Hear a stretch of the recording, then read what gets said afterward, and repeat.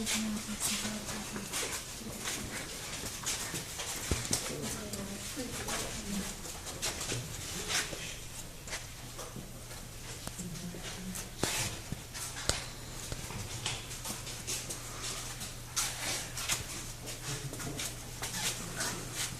so as everybody comes on up through this area, you start to see a lot of really large formations on your left side. These are stalagmites, which might reach the ceiling someday. So they grow from the ground to the ceiling. This massive one that I know everybody can see because it's so big here, it's so tall, it's about 17 feet tall. It's actually one of the oldest formations in the cave. It's about 250,000 years old. And we know that because it takes about 100 years for just a single inch of formation to grow. So that's a very, very long time it takes for that to grow. So as you keep following me down this way, you'll see a whole ridge of these stalagmites. And they all cluster underneath that fissure in the ceiling where the water drips on through.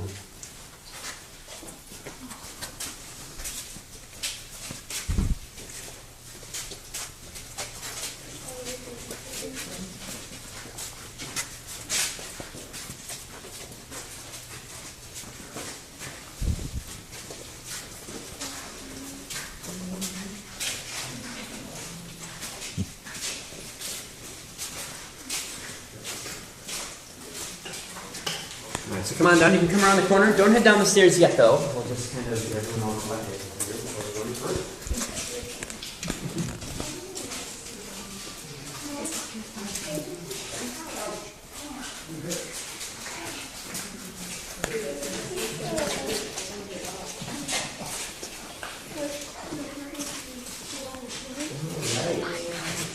So have you been dripped on yet?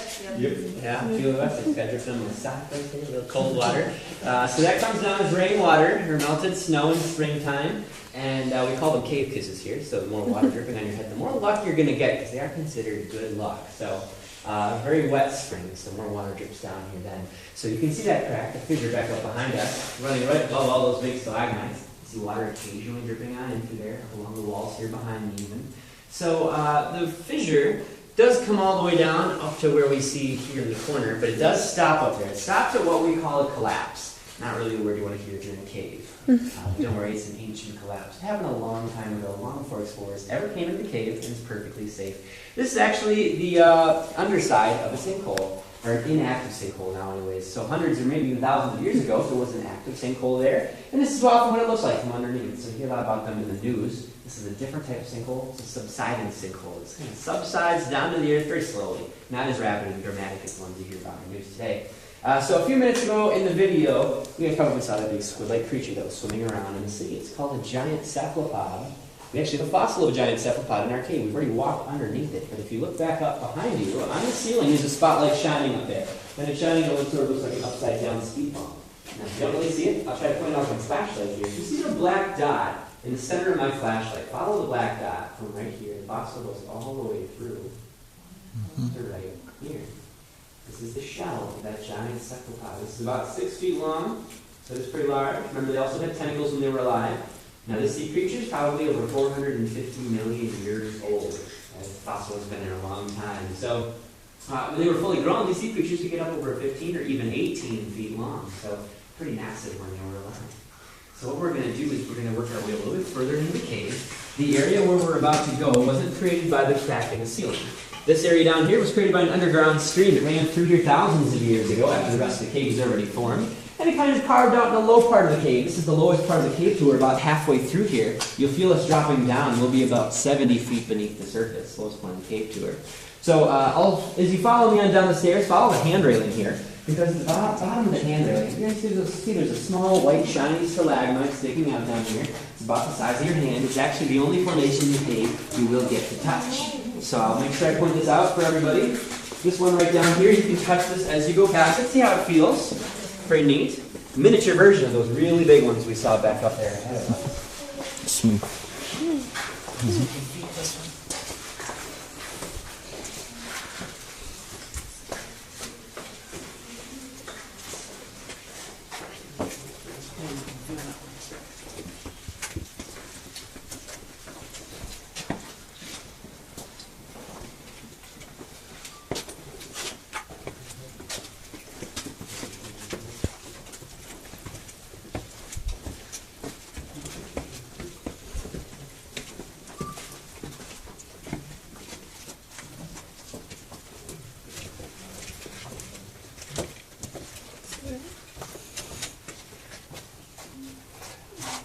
It's bright.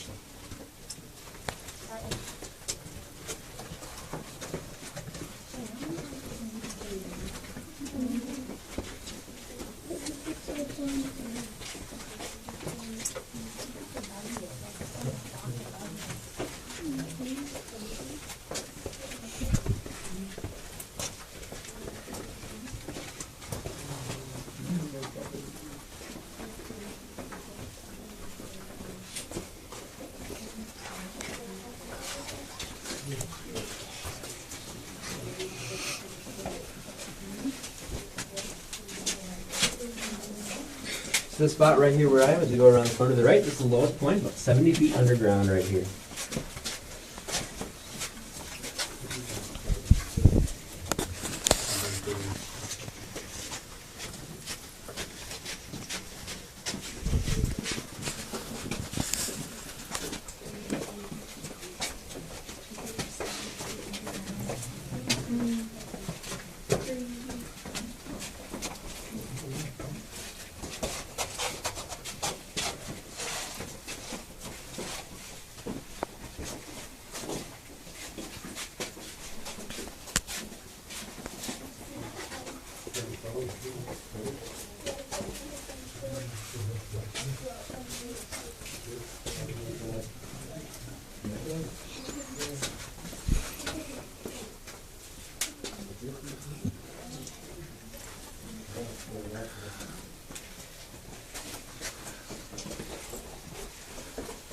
As you come through, you will see a small pond down here actually. That's only there because of the rain we've had this spring so far. And eventually that will dry up. More often than not, there is no water down there, so when it dries up, less rain on the surface, it's going to dry up and there won't be a pond down there anymore. So you guys, as you come through, you'll see a little bit of water standing down there. So get a good look at that. And once you do, follow me up a set of stairs. There's still plenty of cave to see on the other side of the stairs here.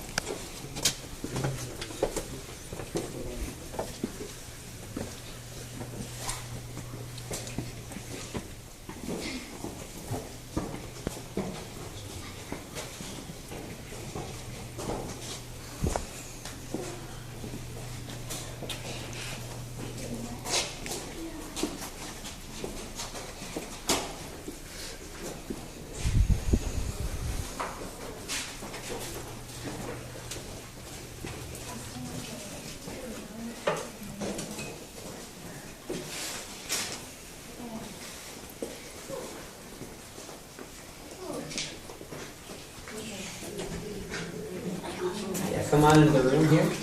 We'll get everybody all the way in here before we go any further.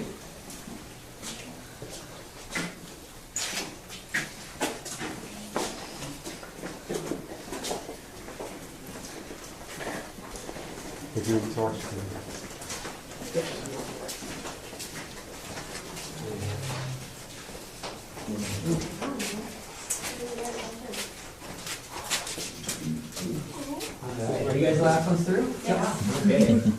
So is everybody the temperature in the cave here? 52 degrees. About 50 actually, just about 50 or so. And it stays 50 all year long.